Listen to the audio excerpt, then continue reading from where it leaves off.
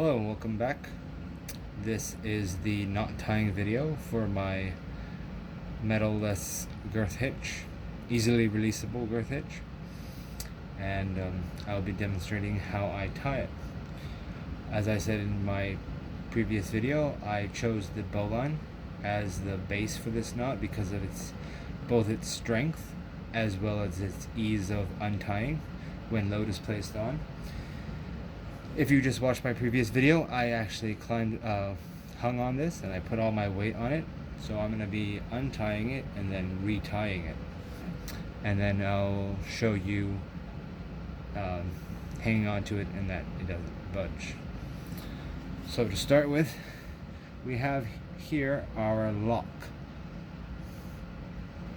This is the two loops that run parallel to the main line and the loop that, when the loop goes around, helps to provide a catch. I didn't want lines going this way, I wanted lines going this way to be the catch. These tape lines help me to know how much tail I should have to do a safety tie off, and then the correct loop size.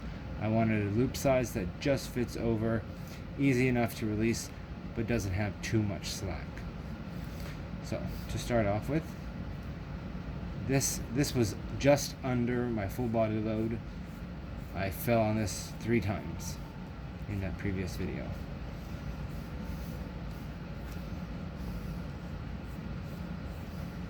Now, just a couple loops later, and you should be able to easily identify this as a bowline knot.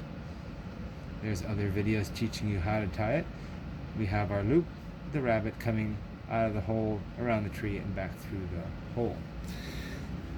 This is the other side.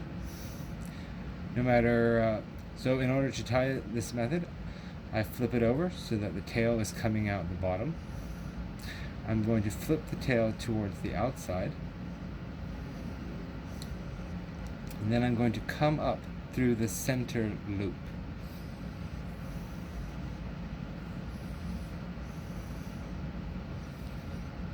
Stay in view. All the while I'm going to try to keep my tape line right here. I then am going to come and around and under this loop. I want to mirror this line. Now I have my 2 bowline, I call them my bow tie loops, and these are my locking loops. And then I'm going to come up and around, right? We came through the hole and around this main line, the main loop line.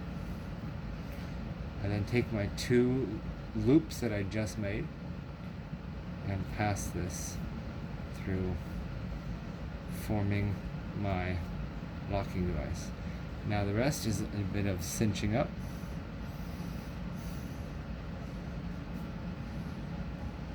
Making sure everything is nice and tidy.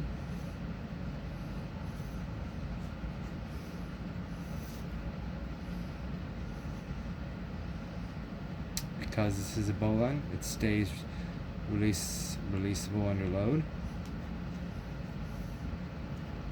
yet has some extreme strength.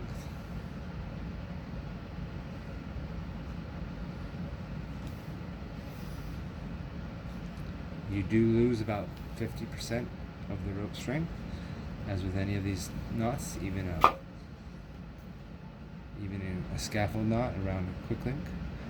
So there you have it. We tied it back up again, and I will try to, if you want to watch that again, just rewind or rewatch the video. It should look like, this is what it should look like. We want to have these 2 locking loops parallel, or almost parallel, to this main line.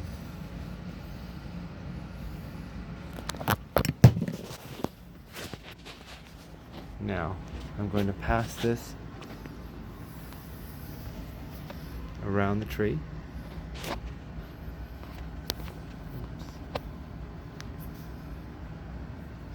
Now a key here is keeping this parallel, having the tail facing downwards.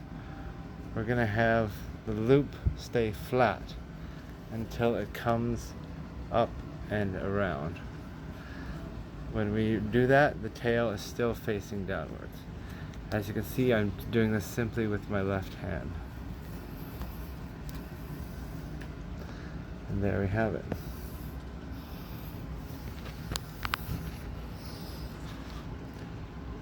I call this the locking method.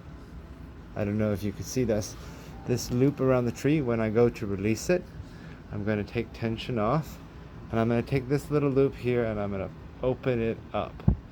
This allows the loop to be easily releasable. That was one hand. Easily releasable. Excuse me. Let's try that again. Tail facing down. The loop goes up and around. Tail still facing down. I like to put the tail all the way through first if I have two hands.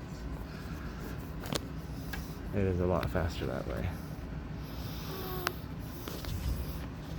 Tension. I can hang my bow on that and it will hold. It's not going to release, especially with a wider system that I have. Thank you for watching. Remember, it is very dangerous, and if you do so, you need to practice quite a lot and be very, very comfortable with it on the ground, jumping on it, testing it out. If anything is different from what you've seen in this video, you will take full responsibility. Feel free to ask questions in the comments and I'll do my best to answer. Thank you.